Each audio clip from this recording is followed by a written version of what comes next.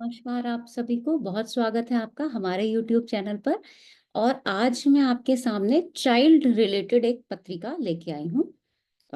माता का चार्ट है, बच्चे का चार्ट है, पिता का चार्ट हमारे पास नहीं था तो हम उसी से देखने की कोशिश करेंगे, है ना।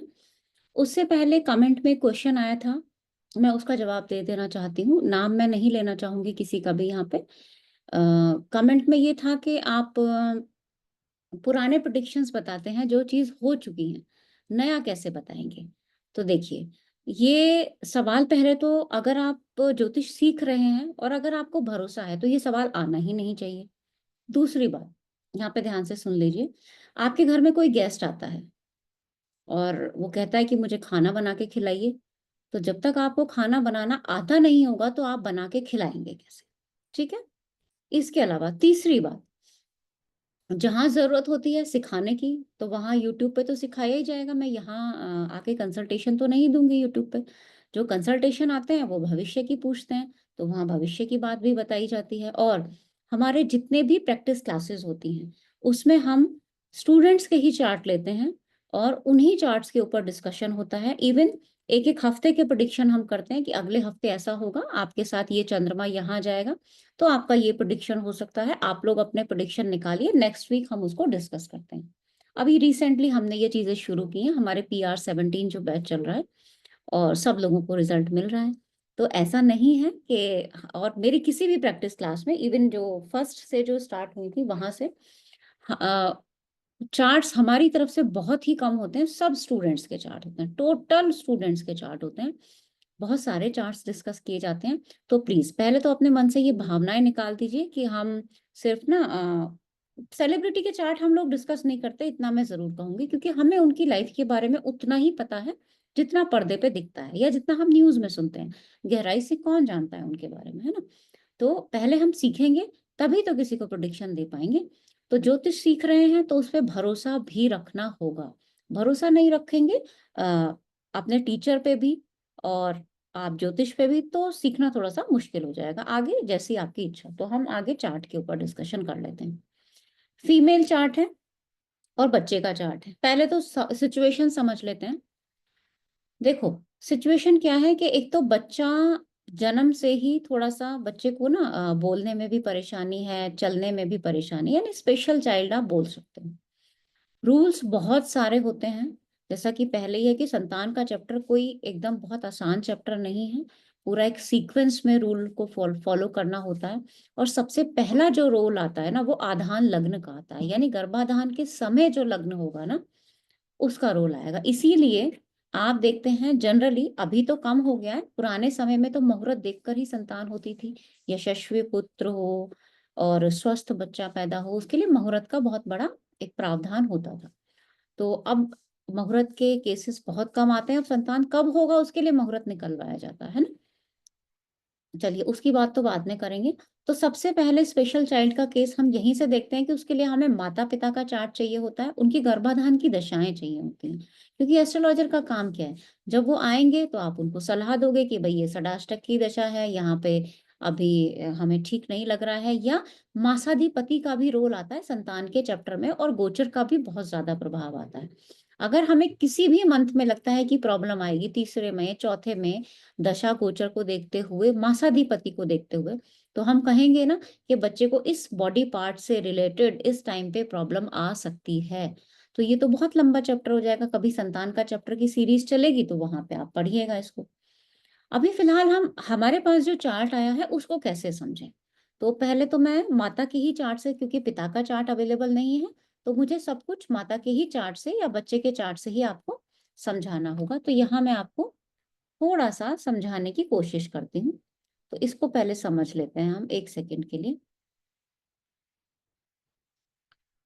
मैं सोच रही हूँ कि मेरे को मेरा पेन मिल जाए समझाने के लिए, तो मैं इजीली आप लोगों को समझा पाऊंगी। चलिए, फिलहाल अभी नहीं शो हो रहा है तो मैं ऐसे ही समझा देती हूँ। पंचम का स्वामी लग्न में, यानी बुध लग्न में, साथ में शुक्र नवम भाव का स्वामी, ये बताता है कि संतान तो होगा, क्योंकि भाग्य का साथ मिल गया यार। तो यहाँ संतान होने की संभावना, पॉसिबिलिटी बढ़ गई है। ठीक है। भाग्येश के साथ बैठने का यही मतलब है कि हाँ भाई चलो संतान तो मैं तुम्हें दूंगा। लेकिन राहु भी है, सूर्य भी है और शनि का प्रभाव भी है, केतु की भी दृष्टि है, यानी राहु केतु एक्सिस में है। ये दिखाता है कि कोई ना कोई परेशानी हो सकती है। परेशानी किस तरह से होती है? या तो संतान होने में परेशानी होती है कि संतान हो ही नहीं रहा है, या हो जाए तो बाद में परेशानी होती है। अब आप कहेंगे ये क्या बात हुई, ये तो सबके साथ होता है। ये ऊपर वाले की मर्जी है। सीधा सीधा पंचम भाव एक मिस्ट्री है। पूर्वार्जित कर्म, संतान इसी भाव से क्यों जोड़ा गया, किसी और भाव से क्यों नहीं जोड़ा गया? तो ये बहुत सारी चीजें होती हैं। बहस करना एक कोई सॉल्यूशन नहीं होता है।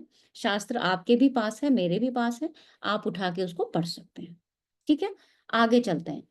पंचम भाव का कारक गुरु मंगल के साथ है और चंद्रमा के साथ है, यानी एक अशुभ ग्रह तो मार्स के साथ तो है, लेकिन चंद्रमा कहाँ का प्रभाव रखता है? चंद्रमा छठे भाव का प्रभाव रखता है, यानी षष्ठेश के साथ में पंचम भाव के कारक का होना क्या दर्शाता है? कि संतान की लाइफ में छठे का प्रभाव होगा। ये देखिए, पंचम के कारक गुरु किसके साथ में है? सिक्स लॉर्ड के साथ में। ये सिक्स लॉर्ड हो गया, तो क्या दिखाएगा कि चंद्रमा से हम क्या देखते हैं? औषधि देखते हैं, है ना? तो यहाँ पे ये समस्या आ सकती है, बिल्कुल आ सकती है, क्यों नहीं आ सकती है। अब आगे चलते हैं। थोड़ा सा मैं संतान का चैप्टर, यहाँ संतान का एक बार चार्ट लगा लेती हूँ, यहाँ से समझ लीजिए आप। ये देखिए, ये बच्चे का चार्ट है। अब ये जन्म से लेके आया है ना ये चीज को, तो पूर्वार्जित कर्मों से कहीं ना कहीं कनेक्टेड है। तो इस भाव को देखेंगे सबसे पहले, पांचवें को। पंचम भाव पापकर्तरी में है। पंचमेश मंगल शनि से दृष्ट है, केतु से दृष्ट है।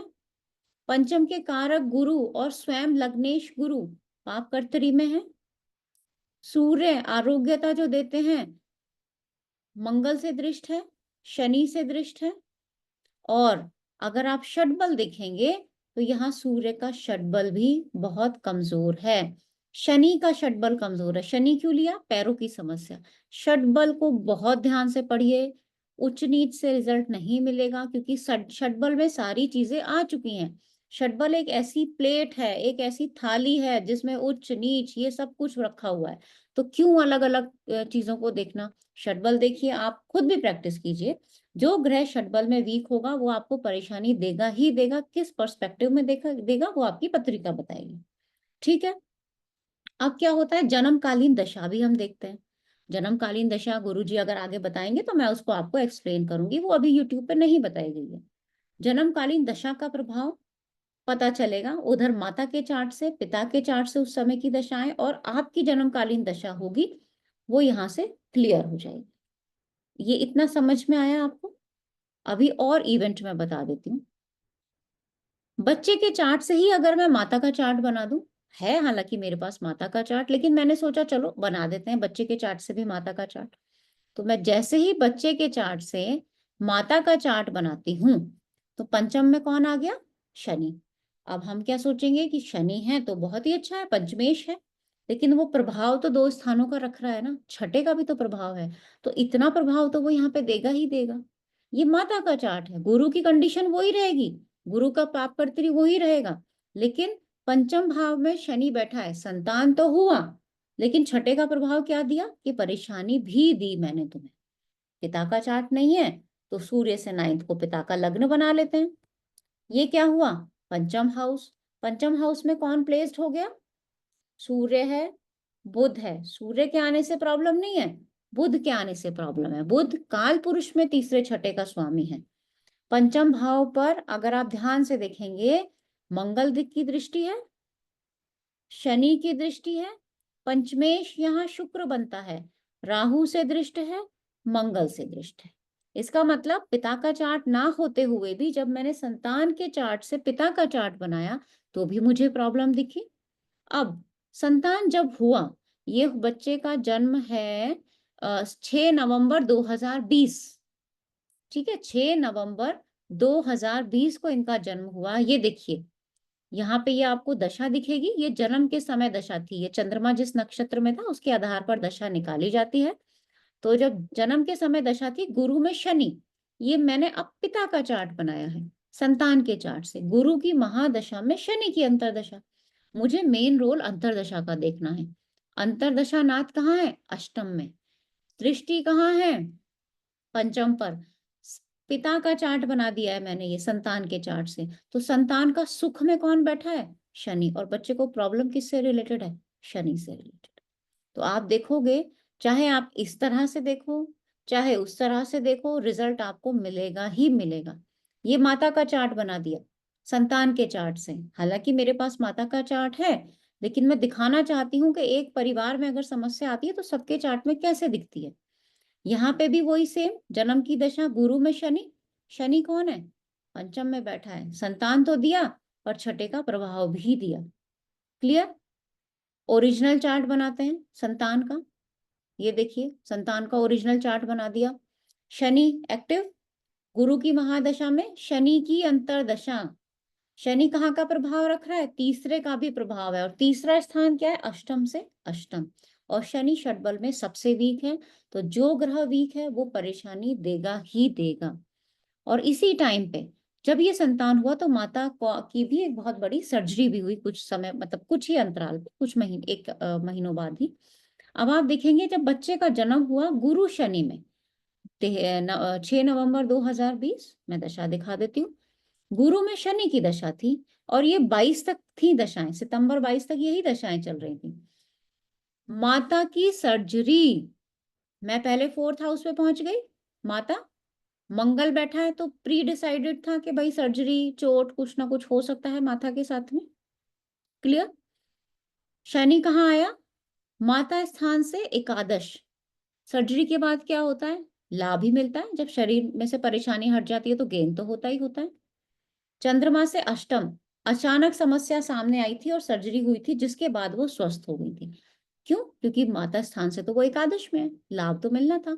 लेकिन चंद्रमा से अष्टम में है तो सर्जरी भी हुई। भाव कौन से आए? 11 और 8। कहाँ से? माता स्थान से देख रहे हैं हम। ठीक है? माता स्थान में राशि कौन सी है? जुपिटर। यानी चतुर्थ का स्वामी कौन है? गुरु। गुरु कहाँ बैठा है? लग्न में। गुरु से दूसरे में कौन है? शनि। यानी दूसरा हाउस भी आया भावेश से। भावेश कौन? चतुर्थ भाव का, चतुर्थेश से, है ना। तो यहाँ पे 3 इवेंट हो गए, गेन प्लस सडन इवेंट और प्लस में धन। यानी जब सर्जरी कराई पैसा खर्च हुआ क्योंकि अचानक प्रॉब्लम आई। और यही शनि ने बच्चे को भी प्रॉब्लम दी, यही शनि ने माता को भी प्रॉब्लम दी। अब आप समझ सकते हैं कितना इजी है किसी भी चार्ट में, एक परिवार के चार्ट से इवेंट्स को प्रिडिक्ट करना। तो यहाँ थोड़ा सा हमें समझना होगा कि हम कैसे उसको प्रिडिक्ट करें इवेंट को, है ना। अगर आप चाहेंगे कि भाई माता के चार्ट में तो दिखाओ, जब संतान हुआ तो सर्जरी दिखेगी या नहीं दिखेगी, तो माता के चार्ट से भी देख लेते हैं। किसकी दशा थी? आइए, ये था बच्चे का जन्म, मैं एक बार देख लेती हूँ, नवंबर 2020। ठीक है, तो नवंबर 2020 पे चलते हैं, ये देख लीजिए। उसके बाद ही सर्जरी हुई एकदम, मतलब कुछ महीनों में। तो नवंबर 2020 में देखिए, गुरु में केतु की महादशा में राहु। और ये सर्जरी जो हुई ना, ये अप्रोक्स हुई शनि के प्रत्यंतर में। ये यहाँ पे आप देख रहे हैं, ये जो शनि का प्रत्यंतर आ रहा है यहाँ पे। क्यों? क्यों हुई? छठे से छठा और सुख में परेशानी। बहुत क्लियरली मैंने बताया था, जो ग्रह जहां से 6, 8, 12 हो और उसकी अंतर प्रत्यंतर हो, वो उस भाव से संबंधित अच्छा बुरा प्रभाव देगा। अब अच्छा देगा या बुरा, ये डिपेंड करेगा उस भाव में बल कितना है। भाव बलवान है, भूकंप तो आता ही है। अगर घर मजबूत है तो आपका घर सुरक्षित रहेगा, अगर वीक है तो आपके घर में परेशानी आ सकती है। तो सबसे पहले घर कितना बलवान है वो देखेंगे। मुझे लगता है कि चार्ट पानी की तरह बिल्कुल साफ है। आप इसी तरह प्रैक्टिस करेंगे तो आप धीरे धीरे से आपको थोड़ा सा कॉन्फिडेंस बढ़ने लगेगा चार्ट प्रैक्टिस में। और कोशिश मैं करूंगी कि हर तरीके का प्रैक्टिस चार्ट आपके साथ में शेयर करूं, लेके आऊं। तो उम्मीद है कि पसंद आया होगा। पसंद आया हो या कोई क्वेश्चन हो, कमेंट में डालिए। जो भी क्वेश्चन आते हैं, कुछ लोग क्वेश्चन देखकर बड़े अच्छा लगता है, कुछ लोगों के क्वेश्चन देखकर कभी कभी लगता है अरे, ऐसा क्वेश्चन, इतनी मेहनत करने के बाद भी ऐसा क्वेश्चन पूछे जा रहे हैं। लेकिन जवाब देना ही चाहिए, और देना भी चाहिए, और मैं दूंगी भी, है ना। क्योंकि आपके जवाब होंगे तो उससे मैं भी कुछ ना कुछ सीखूंगी। और सीखते ही रहते हैं हम लोग ना। ऐसा नहीं है कि ज्योतिष 6 महीने का कोर्स है तो आप 6 महीने में सीख जाओगे, नहीं, लाइफ लॉन्ग सीखोगे आप लोग। लाइफ लॉन्ग टीचर भी सीखता है और लाइफ लॉन्ग स्टूडेंट भी सीखता है, दोनों लोग सीखते हैं। तो आज के लिए इतना ही रखते हैं। बहुत बहुत धन्यवाद।